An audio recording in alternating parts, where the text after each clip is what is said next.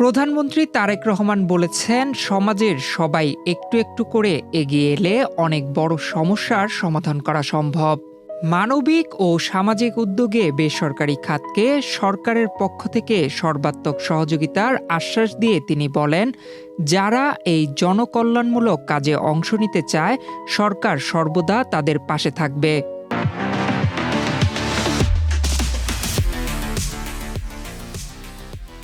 মঙ্গলবার বাংলাদেশ সচিবালয়ে প্রধানমন্ত্রীর কার্যালয়ে সিলেট বিভাগের চা বাগান শ্রমিকদের প্রতিকূল আবহাওয়ায় সুরক্ষার লক্ষ্যে বেসরকারি খাতের সিএসআর তহবিলের সহায়তায় ২০,০০০ রেইনকোট বিতরণ কার্যক্রমের আনুষ্ঠানিক সূচনা করে এসব কথা বলেন প্রধানমন্ত্রী।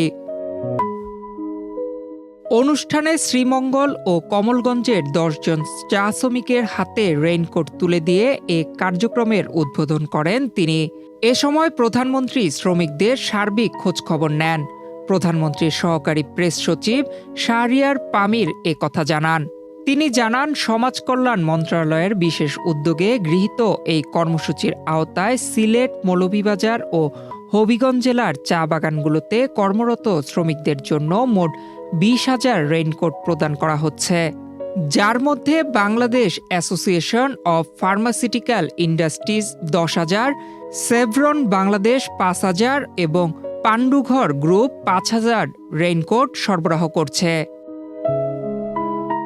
অনুষ্ঠানে উপস্থিত বেসরকারি খাতের প্রতিনিধিরা জানান, ব্যবসায়িক কর্মকাণ্ডের পাশাপাশি সমাজের পিছিয়ে পড়া ও শ্রমজীবী মানুষের কল্যাণে দায়িত্বশীল ভূমিকা পালন করা কর্পোরেট সামাজিক দায়বদ্ধতার অংশ।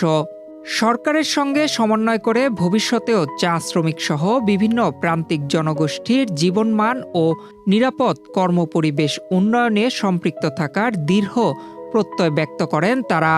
রেইনকোট গ্রহণকালে শ্রীমঙ্গলের মাঝদিহি চা বাগানের শ্রমিক সন্তোষী রায় চা শ্রমিকদের পক্ষ থেকে প্রধানমন্ত্রীকে শুভেচ্ছা হিসেবে চা পাতা উপহার দেন। অনুষ্ঠানে চা শ্রমিকদের পক্ষে শান্তি উড়িয়া, মুন্নি কুর্মি, জ্যোৎস্না আক্তার, রীনা তাঁতি, শশিকা ব্যানার্জি, কবিতা কর্মকার, সুজাতা বিশ্বাস, রীতারানী বাউরি ও আফখাতুন নাহার উপস্থিত থেকে প্রধানমন্ত্রী ও সংশ্লিষ্ট প্রতিষ্ঠানগুলোর প্রতি কৃতজ্ঞতা প্রকাশ করেন।